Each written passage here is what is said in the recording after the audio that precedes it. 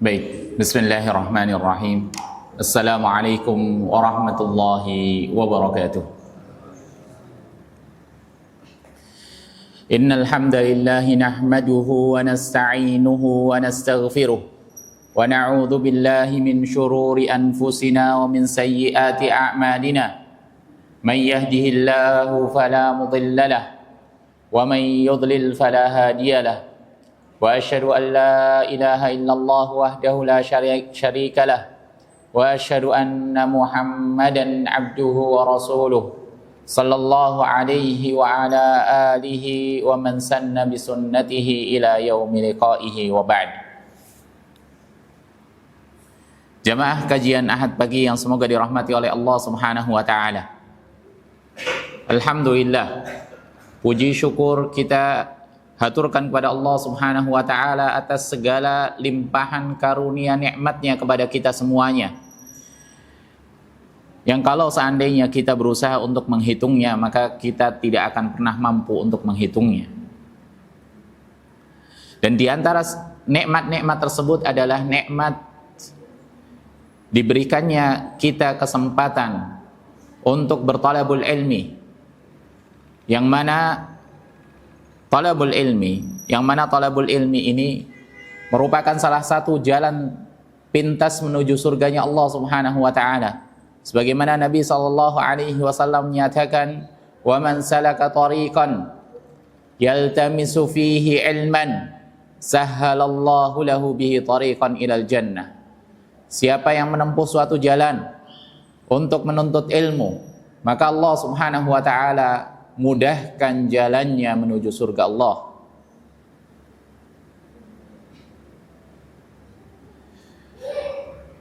Dan nikmat lain yang patut kita syukuri adalah Allah Subhanahu wa taala mempertemukan kita semuanya dengan bulan yang mulia ini, yaitu bulan Ramadan. Kalau di luar sana, di luar bulan Ramadan, kita untuk mencari keberkahan itu butuh usaha. Berbeda dengan Ramadan. Rasul sallallahu alaihi wasallam menyatakan bahwasanya bulan ini seluruhnya itu penuh dengan keberkahan. Tanpa perlu kita mencarinya.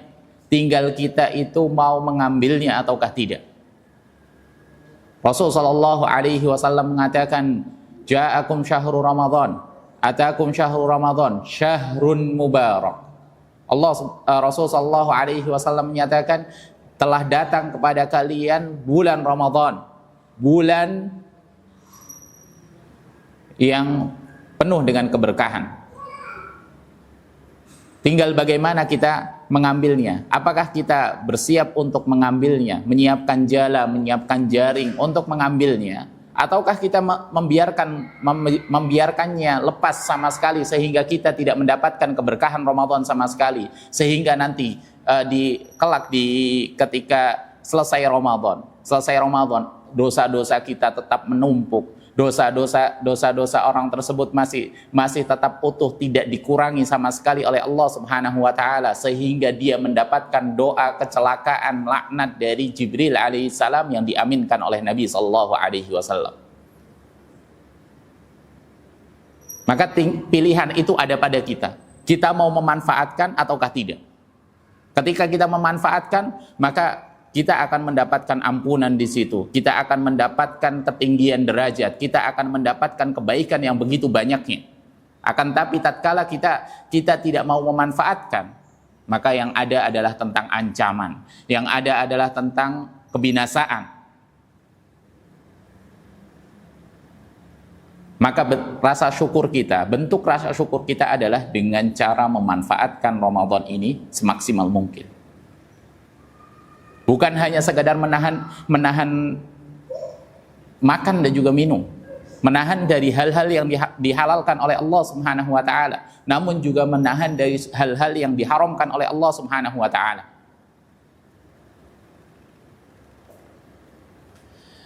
Kalau seandainya menahan di Ramadan ini, dalam bulan puasa ini, menahan yang halal itu diberikan batas waktu hanya dari terbitnya fajar sampai dengan tenggelamnya matahari, maka menahan yang haram tidak diberikan waktu. Waktunya adalah dari mulai seorang itu balik sampai dia itu meninggal. Itu puasa dari hal-hal yang diharamkan oleh Allah Subhanahu wa ta'ala.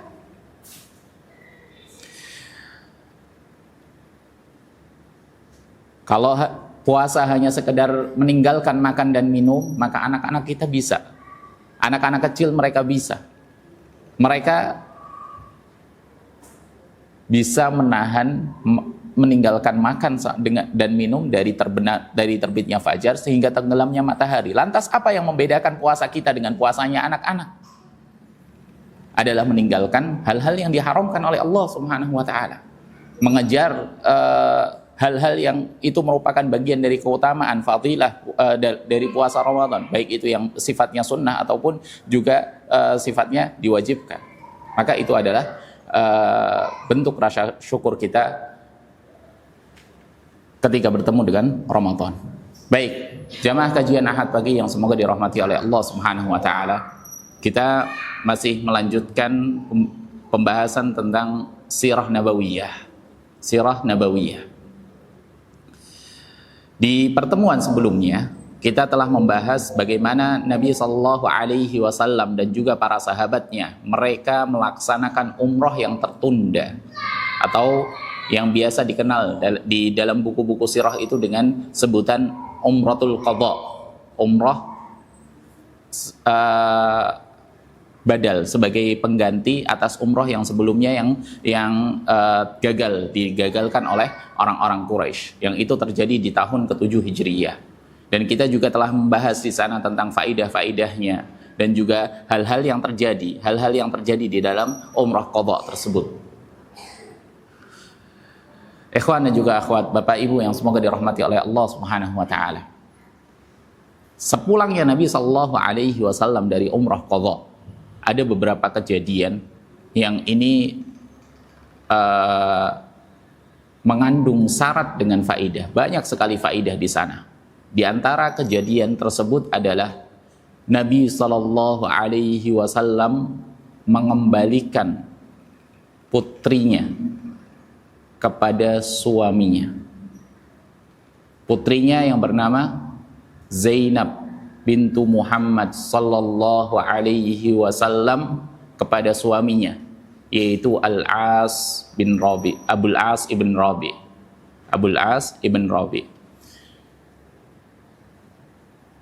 Kenapa bisa dikembalikan dan kemudian seperti apa kisahnya? Maka inilah yang insya Allah kita akan bahas di kesempatan pagi kali ini.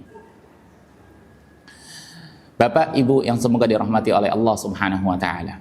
Kita tahu Nabi Shallallahu Alaihi Wasallam memiliki 7 orang putra dan juga putri. Dan putri tertua Nabi Shallallahu Alaihi Wasallam itu bernama Zainab. Putri tertua Nabi Shallallahu Alaihi Wasallam bernama Zainab. Putri tertua ini anak kedua Nabi Shallallahu Alaihi Wasallam. Yang pertama Al-Qasim, seorang putra. Kemudian setelah itu disusul dengan Zainab. Kemudian setelah itu ada putri-putri lain, ada Ruqayyah, kemudian ada Ummul Kulthum, kemudian ada Fatimah, kemudian ada Abdullah. Ini seorang putra. Kemudian setelah itu ini dari ibunya dari Khadijah bintu Khuwailid.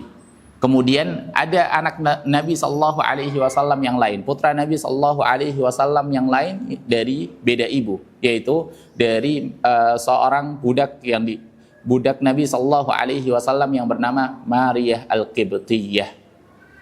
Mariyah Al-Qibtiyah, dan putra itu bernama Ibrahim. Zainab bintu Jahsh, Zainab bintu Rasulullah Sallallahu Alaihi Wasallam, Zainab bintu Muhammad. Ini merupakan seorang yang ketika lahir sudah dilatar belakangi dengan keistimewaan yang sangat mulia. Dia dilahirkan dari seorang ayah yang saat itu memang belum diangkat menjadi rasul, tapi dia sudah mendapatkan gelar di kalangan masyarakatnya dengan Al-Amin. Dia lahir dari rahim seorang ibu yang dijuluki At-Tahirah, seorang yang suci. Ayahnya dari kalangan Bani Hashim yang memegang as-siqayah dan rifadah, memegang tentang memberi makan orang-orang yang mereka itu berkunjung ke Baitullah, orang berhaji berumrah. Begitu juga mereka memberikan minum kepada mereka. Rifadah, as-siqayah memberikan minum, dan juga ar-rifadah memberikan makan. Sedangkan dari ibunya ini dari kabilah Bani Asad yang terkenal dengan mereka itu keulungannya dalam berdagang, mereka itu orang yang menjaga iffahnya, menjaga kehormatannya, dan menjaga diri mereka. Maka Zainab bintu Muhammad sallallahu alaihi wasallam ini dilahirkan dengan privilege, dengan keistimewaan yang sangat besar. Dua hal yang sangat besar ini.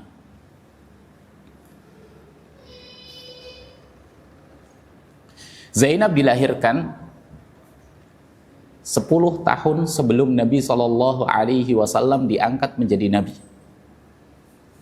Nabi sallallahu alaihi wasallam diangkat menjadi nabi di umur beliau yang ke-40. Kalau 10 tahun sebelumnya, berarti Zainab itu dilahirkan ketika Nabi sallallahu alaihi wasallam berumur 30 tahun. Di umur 30 tahun.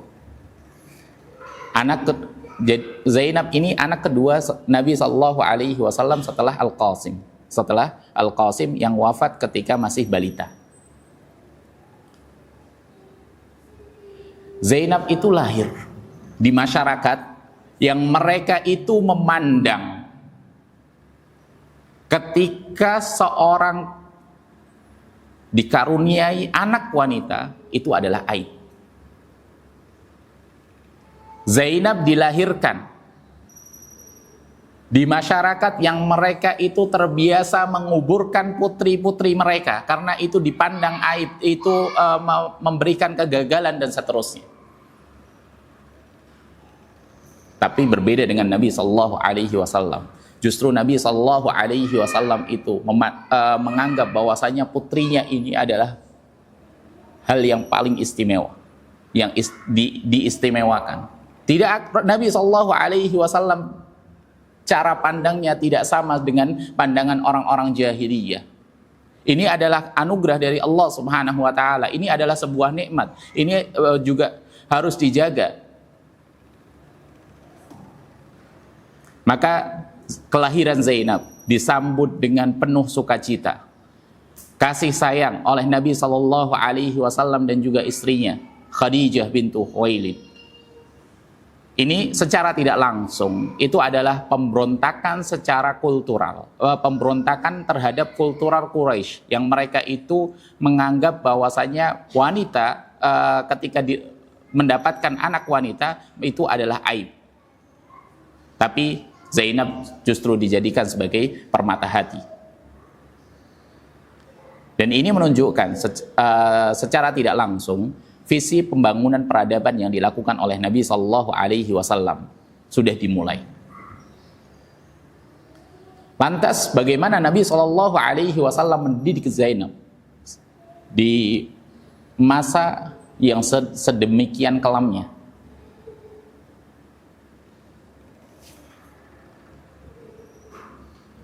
Rasul Sallallahu Alaihi Wasallam dan juga Khadijah radhiyallahu anha itu mendidik Zainab di lingkungan para penyembah berhala.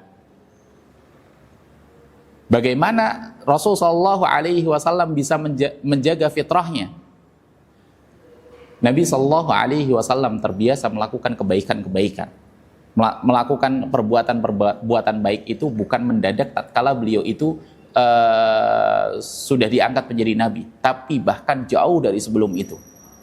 Di pertemuan-pertemuan sebelumnya kita telah membahas ketika seorang itu akan diangkat ingin menjadi dokter, maka nggak akan mungkin tiba-tiba dia itu langsung daftar ke rumah sakit kemudian langsung menjadi dokter. Tidak akan mungkin bisa.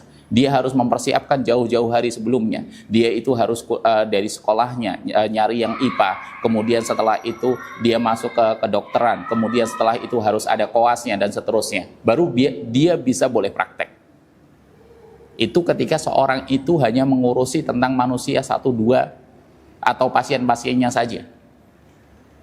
Maka dengan Nabi Shallallahu Alaihi Wasallam yang mengurusi tentang keselamatan seluruh manusia yang ada, maka tentu sudah disiapkan jauh-jauh hari oleh Allah Subhanahu Wa Taala. Dan di antara persiapannya tersebut adalah keluhuran akhlak Nabi Shallallahu Alaihi Wasallam dari jauh sebelum beliau itu diangkat menjadi Nabi. Nabi Shallallahu Alaihi Wasallam memberikan keteladanan akhlak yang baik ini kepada putrinya, kepada keluarganya, seluruhnya. Sehingga apa buktinya? Tatkala Nabi Shallallahu Alaihi Wasallam diangkat menjadi Nabi, beliau itu sudah diutus oleh Allah Subhanahu Wa Taala. Putrinya ini langsung segera masuk Islam, menerima dakwahnya, menerima ajakan Nabi Shallallahu Alaihi Wasallam tanpa ada drama penolakan dan seterusnya. Ini penanaman fitrah yang sudah dimulai dari semenjak kecil.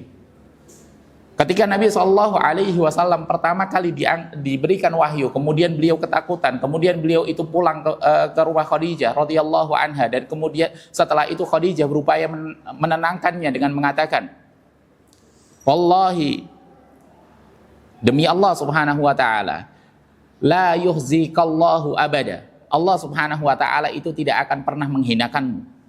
Alasannya apa? Maka ia menyebutkan, engkau itu selalu innaka latasilur rahim, engkau itu selalu menyambung tali silaturahim. Kemudian watahmilul kalla, selalu memikul beban orang yang lemah. Memberi yang tidak, wataksibil ma'dum, memberi orang yang tidak punya. Memuliakan tamu, wa tukrid dhaif, dan menolong orang-orang yang menolong orang-orang yang mereka itu berupaya untuk menegakkan kebenaran. Nah, ini Khadijah radhiyallahu anha menenangkan Nabi Shallallahu Alaihi Wasallam yang di posisinya saat itu sedang gundah, beliau itu posisinya sedang ketakutan, beliau itu sedang sedih dan seterusnya. Khadijah radhiyallahu anha menenangkan suaminya dengan menyebutkan sifat-sifat kebaikan yang selama ini dipegang teguh, yang selalu dilakukan oleh Nabi Shallallahu Alaihi Wasallam. Nah, ini adalah nilai-nilai, ini adalah sebuah sifat karakter yang diturunkan oleh dari Nabi Shallallahu Alaihi Wasallam kepada putrinya.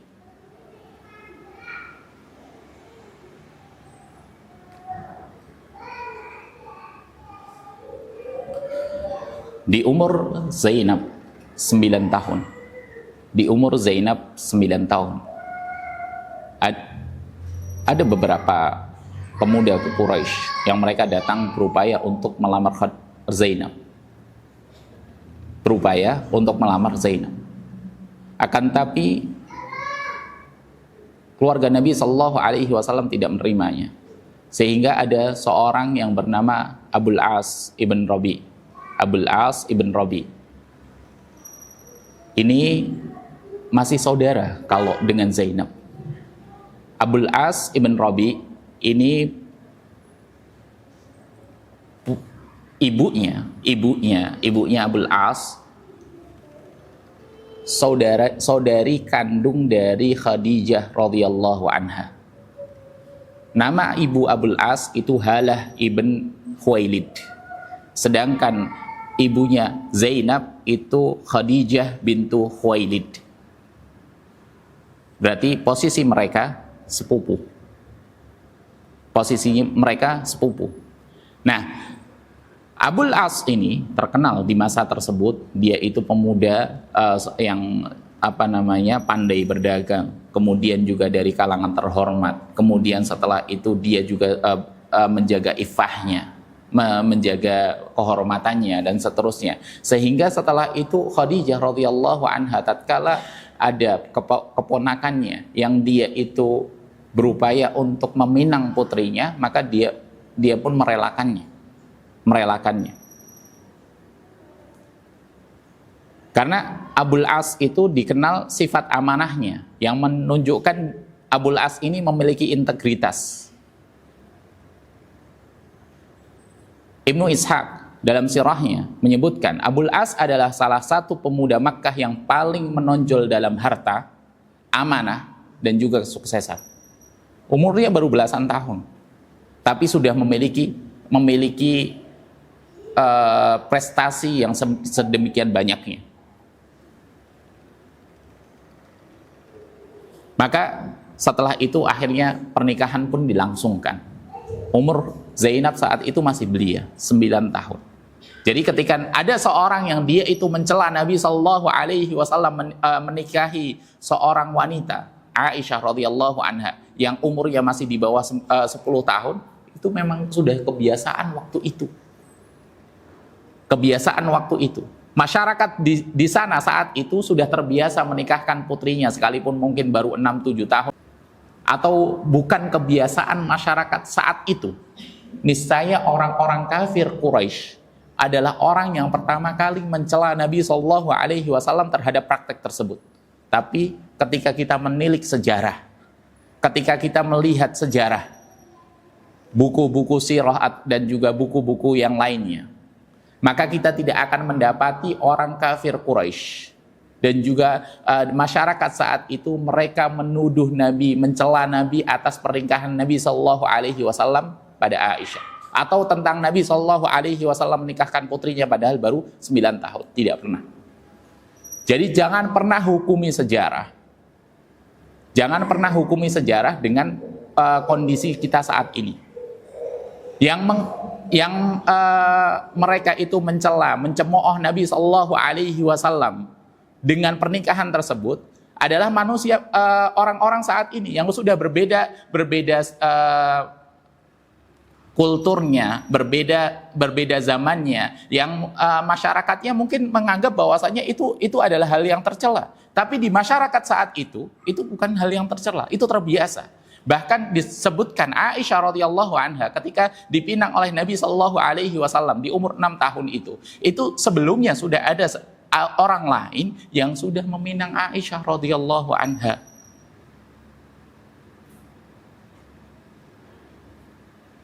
Jadi Aisyah itu sebelumnya sudah dipinang oleh orang Quraisy lain yang belum masuk Islam. Jadi ini menunjukkan itu hal yang biasa, wajar waktu hal di masa tersebut.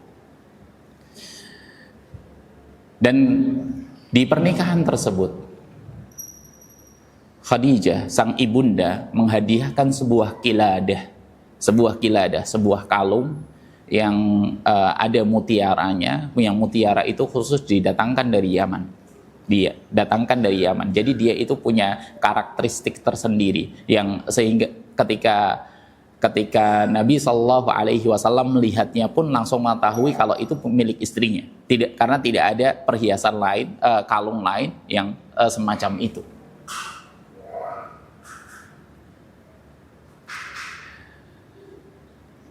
Zainab dan juga Abul As mereka menikah dan kemudian memiliki seorang putri yang bernama Umamah.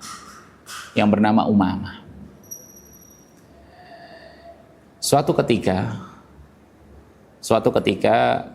ketika Abul As itu sedang bepergian melakukan perjalanan dagangnya, tiba-tiba Makkah dikejutkan dengan sebuah kabar.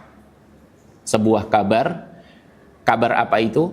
Kabar tentang munculnya nabi baru. Dan yang tidak lain nabi baru itu adalah bapaknya sendiri, yaitu Muhammad bin Abdullah. Mereka semuanya dikagetkan dengan hal tersebut. Maka Zainab pulang ke rumahnya mengkonfirmasi hal tersebut. Apakah benar? Dan kemudian diceritakan oleh ibunya, disampaikan oleh ibunya, dan kemudian dibenarkan apa yang di info yang didapatkan oleh Zainab tersebut. Dan kemudian setelah itu Rasul Shallallahu Alaihi Wasallam dan juga ibundanya mengajaknya untuk ikut serta memeluk agama Islam. Tidak panjang lebar, tidak banyak kata, Zainab langsung menyambut ajakan tersebut. Zainab langsung menyambut ajakan tersebut. Sebuah keistimewaan. Ada nabi yang mereka anaknya justru menjadi musuhnya. Dan tidak semua keluarga Nabi Muhammad SAW pun juga menjadi pendukungnya. Kita tahu ada Abu Lahab, kita tahu ada Abu Thalib. Ya, sekalipun beliau mendukungnya, tapi tidak mengikuti agamanya. Tapi dengan putrinya Allah Subhanahu Wa Taala memberikan hidayah sehingga dia bisa memeluk agama Islam. Setelah itu dia kembali ke rumah. Tatkala Abul As sang suami kembali ke rumahnya, Zainab ini diminta untuk ikut serta memeluk agama Islam. Akan tapi Abul As enggan. Dia tidak mau untuk masuk Islam. Abul As menyebutkan sebagaimana dalam riwayat Ibnu Ishaq, demi Allah, ayahmu bukanlah orang yang patut dicurigai. Maksudnya dituduh berdusta di mataku. Tidak ada hal yang lebih aku sukai selain berjalan bersamamu dalam satu agama. Namun, aku benci jika kaumku berkata kepadaku, bahwa aku telah meninggalkan agama nenek moyangku demi menyenangkan istriku. Abul As menolak untuk masuk ke dalam agama Islam. Dia enggan. Tapi saat itu Zainab dengan Abul As masih satu rumah. Mereka masih hubungan keluarga mereka, hubungan rumah tangga mereka itu masih tetap berjalan. Karena di masa tersebut itu masih periode Makkah. Belum diturunkan larangan seorang wanita mukminah menikah dengan seorang laki-laki yang kafir. Masih belum ada larangan. Kita sudah bahas sebelumnya. Fokus dakwah Makkah itu adalah tentang perbaikan akidah, akhlak, baru sebatas itu. Belum tentang masuk dalam perincian-perincian ibadah, syariat, dan seterusnya. Dan itu baru ada ketika nanti sudah masuk di periode Madinah.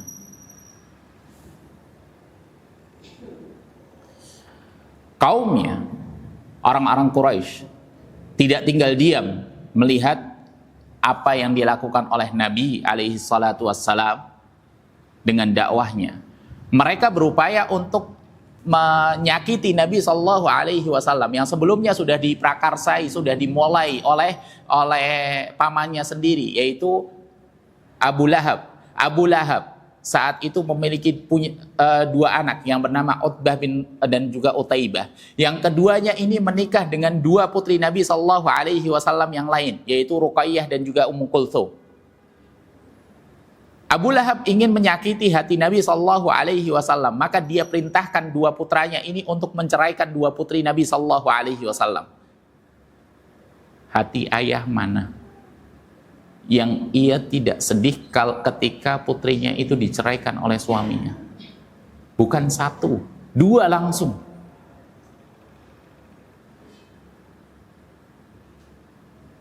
Dan itu juga yang diminta oleh orang-orang Quraisy kepada Abul As.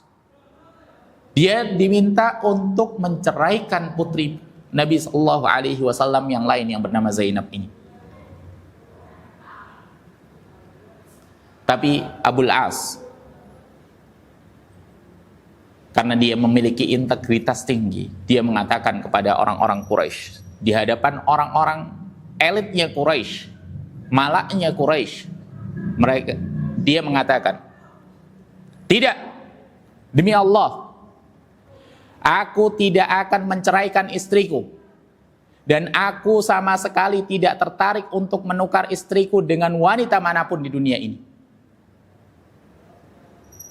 Padahal saat itu orang-orang Quraisy itu, yang mereka itu elitnya Quraisy, tokoh-tokohnya Quraisy, mereka datang kepada Abul As, mereka itu menawarkan kepada Abul As, ceraikan istrimu itu dan kami akan menikahkanmu pada wanita yang itu paling baik di antara kami, yang kami pernah miliki.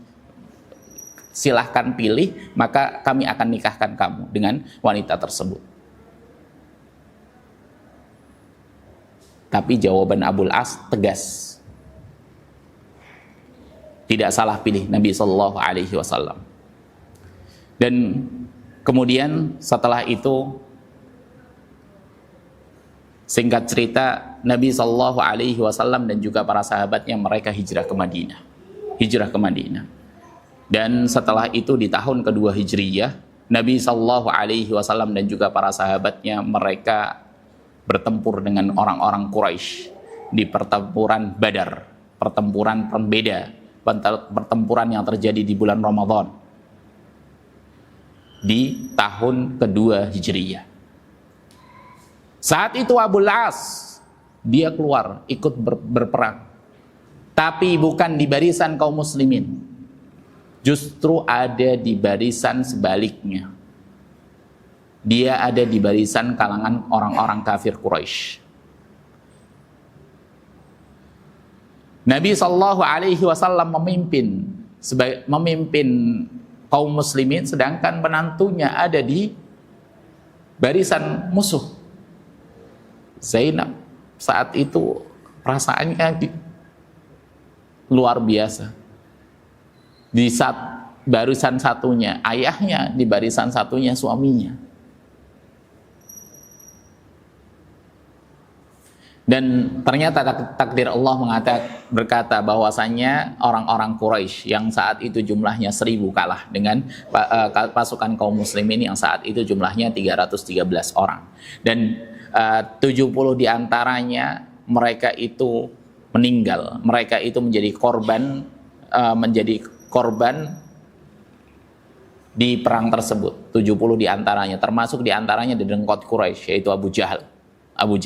Yang kemudian 70 lainnya menjadi tawanan. Dan di antara tawanan tersebut adalah suami Zainab, yaitu Abul As. Abul As menjadi tawanan. Kemudian kaum muslimin yang ada di Madinah mereka mensyaratkan untuk menebus tawanan-tawanan ini ketika mereka itu ingin dibebaskan.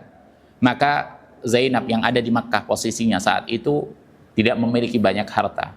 Ya, akhirnya beliau merelakan kalung yang diberikan oleh ibunya, yang diberikan oleh Khadijah radhiyallahu anha ketika pernikahan bersama harta-harta yang lainnya. Yang kemudian setelah itu dititipkan kepada saudaranya Abul As untuk dibawa ke Madinah. Dan kemudian setelah itu sampainya di Madinah, ketika ada tebusan-tebusan itu dikumpulkan dan dibuka, Rasulullah Shallallahu Alaihi Wasallam langsung mengenali kalung tersebut.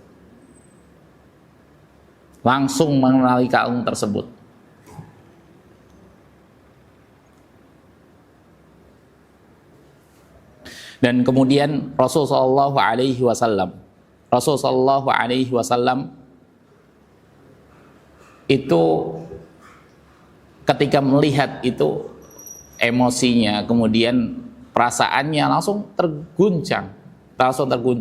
Nabi Shallallahu Alaihi Wasallam bisa saja langsung memerintahkan para sahabat yang mengatakan, bebaskan menantuku dan kembalikan kalung putriku, bisa. Tapi Nabi Shallallahu Alaihi Wasallam tidak melakukan hal yang demikian itu. Nabi Shallallahu Alaihi Wasallam mengatakan dengan permohonan kepada para sahabatnya dengan perkataan yang lebih santun.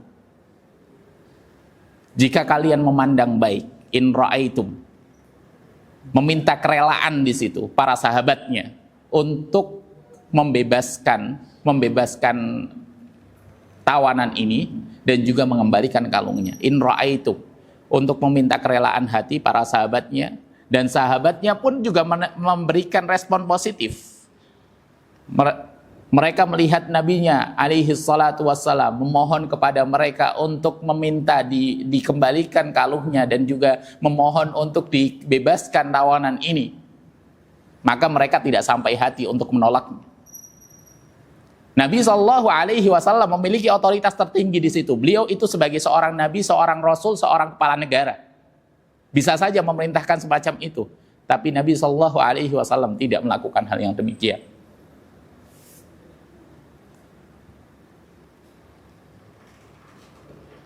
Maka para sahabat mereka mengatakan, "Naam ya Rasulullah, tentu wahai Rasulullah." Dan akhirnya dibebaskanlah tawanan tersebut dan kalungnya dikembalikan.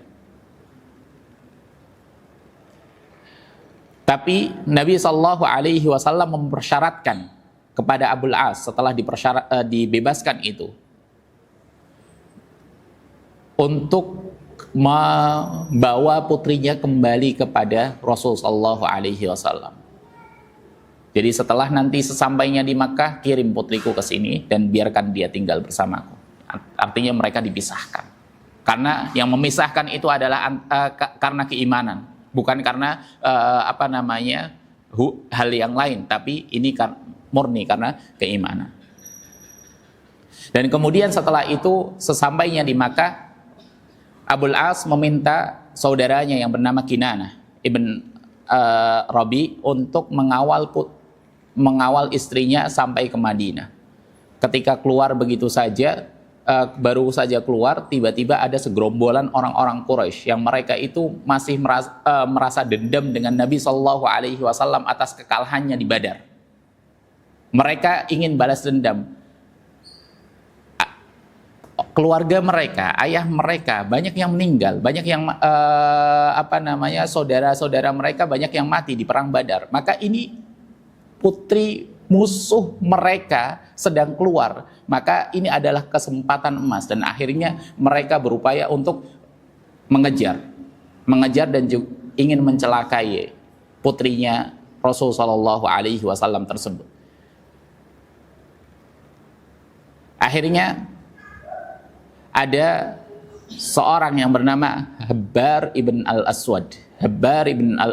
Dia mengejar Nabi Zainab bintu Rasulullah Sallallahu Alaihi Wasallam yang saat itu posisinya ada di atas onta di dalam sengkedupnya, dalam haudajnya. Nah, kemudian saat itu Abul As Al-Habbar ibn Aswad ini berhasil mengejarnya dan kemudian setelah itu dia menusuk perut onta yang ditunggangi oleh Zainab dan kemudian ontanya berontak dan akhirnya menyebabkan Zainab itu terjatuh. Zainab saat itu terjatuh. Dan posisi Zainab saat itu dia sedang hamil. Yang seketika itu pun menyebabkan keguguran. Dan bukan hanya itu, Zainab sakit. Dan ini sakitnya itu terus yang akhirnya membawa kepada kematiannya.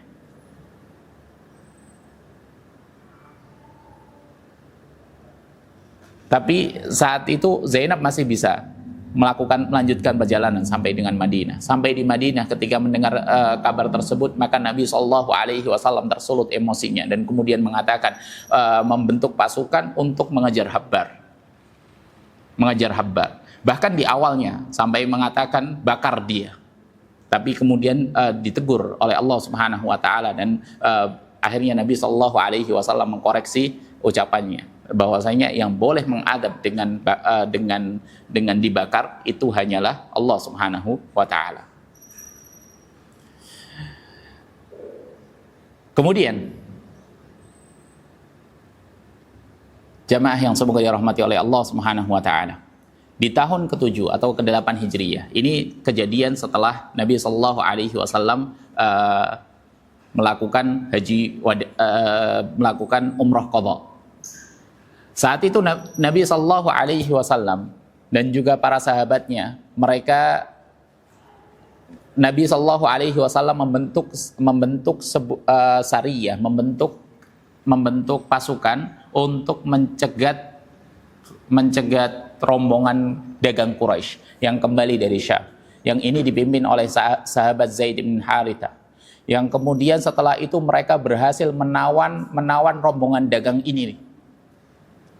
menawan rombongan dagang ini. Dan kemudian bukan hanya itu, mereka berhasil membawanya ke Madinah, dan salah satu yang ditawan itu adalah Abul As ibn Rabi, suami dari Zainab.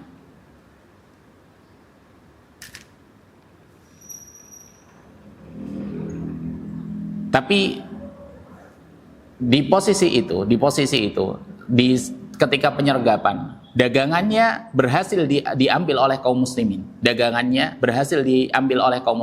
Abul Asnya berhasil lolos.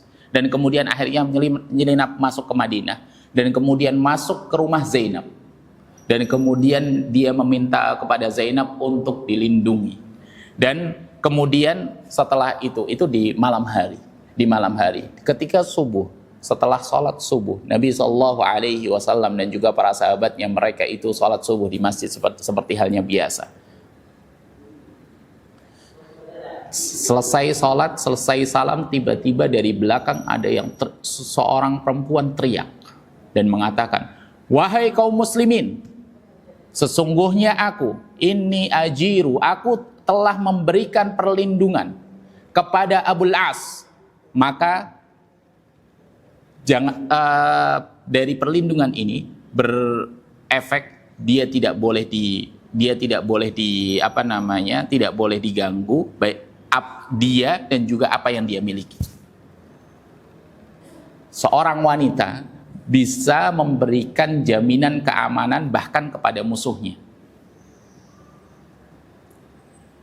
Ini sejalan dengan apa yang Allah Subhanahu wa taala sampaikan dalam Al-Qur'an. Kalau seandainya ada seorang yang meminta jaminan keamanan padamu, fa'ajirhu hatta yasma'a kalam Allah, maka berikanlah dia jaminan keamanan sampai dia itu mendengar kalam Allah Subhanahu wa taala. Nah, di sini jaminan keamanan itu diakui oleh siapapun, maka tidak boleh ada yang menyakiti orang tersebut dan juga mengambil hartanya. Maka ternyata Islam yang mungkin kreditkan wanita dan seterusnya, ternyata tidak. Jaminan keamanan baik dari laki-laki ataupun perempuan sama. Bukan karena ini putri Rasulullah, tapi siapapun yang menjamin tentang keamanan seorang, maka jaminannya itu akan diakui. Dan jiwar ini suaka politik semacam itu diakui bahkan semenjak Nabi SAW dahulu, beliau pun juga meminta jiwar kepada salah satu tokoh Quraisy ketika akan masuk ke Makkah dari sekembalinya beliau itu dari Taif. Itu kan beliau SAW meminta jiwar, maka diberikan jiwar oleh Adi bin Mut'im. Taib, jamaah yang semoga dirahmati oleh Allah Subhanahu wa taala. Setelah itu konsekuensinya, maka hartanya dikembalikan semuanya. Setelah dikembalikan, maka Abul As bin Rabi langsung ke Makkah, dan kemudian setelah itu mengembalikan seluruh harta yang ia bawa milik orang-orang Quraisy. Saat itu perdagangan orang-orang Quraisy itu biasanya adalah konsorsium. Jadi mereka itu menitipkan kepada orang yang mereka percayai mereka hanya sebagai pemodal, dan kemudian Abul As ini sebagai pedagangnya. Jadi ketika mereka kembali, harta-harta ini dikembalikan kepada yang punya. Dan kemudian Abul As itu mengatakan kepada orang-orang di hadapan orang-orang Quraisy semuanya, mereka, "Wahai kaum Quraisy, apakah masih ada sisa harta kalian yang ada padaku yang belum aku kembalikan?" Maka orang-orang Quraisy mereka mengatakan, "Tidak, semoga Allah Subhanahu wa taala membalas kebaikan. Sesungguhnya engkau adalah orang yang menepati janji dan juga lagi mulia." Kemudian Abul As mengatakan, Abul As mengatakan, "Maka ketahuilah, aku bersaksi bahwasannya tidak ada Tuhan yang berhak disembah selain Allah Subhanahu wa taala, dan Muhammad adalah utusannya." Dia menyatakan masuk Islam di hadapan orang-orang Quraisy.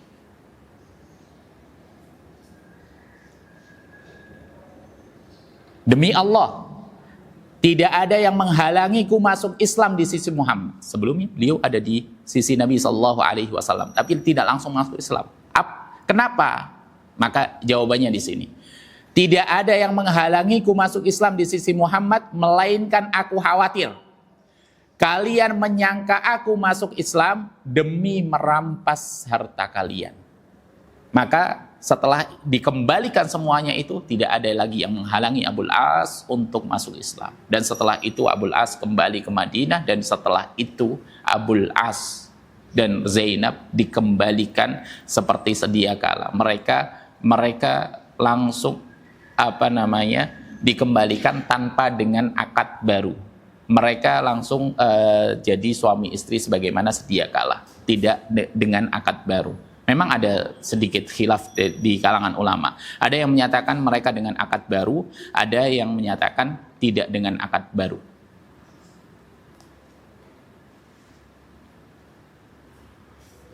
Hal ini dikatakan oleh Ibnu Abbas radhiyallahu anhu, sebagaimana hadis yang diriwayatkan oleh Abu Dawud dan juga Tirmidzi menyebutkan bahwasanya sesungguhnya Rasul sallallahu alaihi wasallam mengembalikan putri beliau Zainab kepada Abul As dengan nikah atau akad yang pertama. Beliau tidak membuat akad yang baru. Dan tidak lama setelah dikembalikan kepada Abul As, Zainab meninggal. Dari kisah Zainab ini banyak sekali faidah-faidah, banyak sekali hukum-hukum Islam yang muncul dari sana. Termasuk diantaranya tentang fikih jenazah. Fikih memandikan jenazah itu muncul, asbabul wurudnya adalah tatkala Ummu Atiyah memandikan jenazahnya Zainab. Ketika Nabi Shallallahu Alaihi Wasallam meminta untuk dibasuh dengan jumlah ganjil 3, 5, 7 atau lebih dari itu jika dibutuhkan, kemudian menggunakan air bidara, kemudian kapur barus dan seterusnya, kemudian memulai dengan bagian kanan dari anggota dan juga anggota wudhunya, dan mengepang rambut wanita dan seterusnya, maka itu semuanya muncul ketika Zainab itu meninggal. Hadis itu muncul ketika Zainab itu meninggal. Bahkan ketika Zainab sebagai bentuk kasih sayang Nabi Shallallahu Alaihi Wasallam terhadap putrinya, ketika putrinya ini meninggal, maka Nabi Shallallahu Alaihi Wasallam melepas izarnya, melepas sarungnya, kemudian meminta kepada Ummi Atiyah, jadikan ini izar ini sebagai kafannya lapis pertama, dan ini bentuk tabarruk yang diperbolehkan dengan apa yang pernah dipakai atau digunakan oleh Nabi Shallallahu Alaihi Wasallam, dan Nabi Shallallahu Alaihi Wasallam pun melakukan hal tersebut, memberikan agar Zainab itu mendapatkan berkahnya. Zainab dengan Abul As menikah itu memiliki dua orang anak, putra dan putri. Yang pertama Umamah dan kemudian Ali. Adapun Ali, maka dia meninggal di waktu kecil ketika menjelang remajanya. Kemudian Umamah ini masih hidup sampai bahkan ketika Umamah ini masih hidup ketika Rasulullah SAW sudah meninggal. Setelah ibunya meninggal, tidak lama kemudian juga ayahnya meninggal, maka setelah itu Umamah ini ada dalam pengasuhan bibinya yang tinggal satu. Siapa itu? Fatimah bintu Muhammad sallallahu alaihi wasallam. Fatimah bintu Muhammad dalam pengasuhan bibinya. Dan kemudian setelah itu ketika Fatimah menjelang wafatnya, dia berwasiat kepada suaminya Ali bin Abi Thalib, kalau aku meninggal,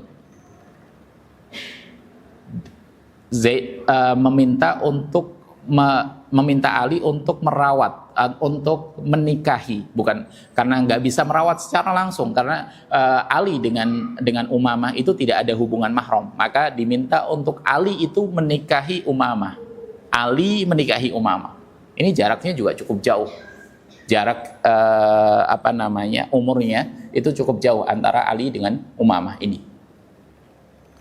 Nah, maka setelah Fatimah radhiyallahu anha meninggal, maka Umamah pun dinikahi Ali. Dan ketika Ali meninggal, dinikahi oleh satu atau dua sahabat lain, sehingga akhirnya beliau meninggal di masa kekhalifahan Muawiyah bin Abi Sufyan. Ketika Nabi Shallallahu Alaihi Wasallam, kita mendapati riwayat tentang Nabi Shallallahu Alaihi Wasallam menggendong cucunya dalam sholat, maka itu bukan Hasan, bukan Al Hasan, bukan juga Al Husain, tapi itu adalah Umamah ini. Yang dimana Nabi Shallallahu Alaihi Wasallam menggendong cucunya ketika beliau itu berdiri dan meletakkannya ketika beliau itu ruku, dan setelah itu ketika beliau berdiri lagi digendong lagi, maka itu adalah yang digendong cucunya tersebut adalah Umamah ini. Dan Umamah dari beberapa pernikahannya itu tidak menghasilkan keturunan, sehingga Zainab itu tidak memiliki cucu sama sekali. Dari Ali tidak ada, dari Ali yang tadi meninggal karena dia meninggal menjelang remajanya, dan kemudian dari Umamah pun juga tidak memiliki keturunan.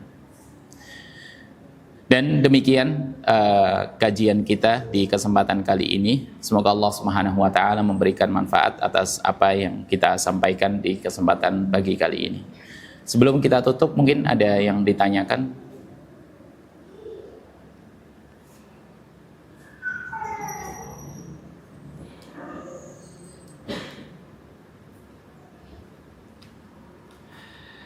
Baik, kalau tidak ada, kita cukupkan. Allahumma anfa'na bima 'allamtana wa zidna ilman wa hudan wa salahan ya rabbal alamin. Kita berdoa kepada Allah Subhanahu wa taala agar kita bisa diberikan kekuatan, agar kita diberikan kekuatan oleh Allah Subhanahu wa taala untuk bisa memanfaatkan bulan Ramadan ini dengan kebaikan dan mengisinya dengan ketaatan-ketaatan. Allahumma amin. Kita cukupkan. Wassallallahu ala nabiyyina Muhammad. Subhanakallahumma bihamdika asyhadu an la ilaha illa anta astaghfiruka wa atubu ilaik. Wassalamualaikum warahmatullahi wabarakatuh.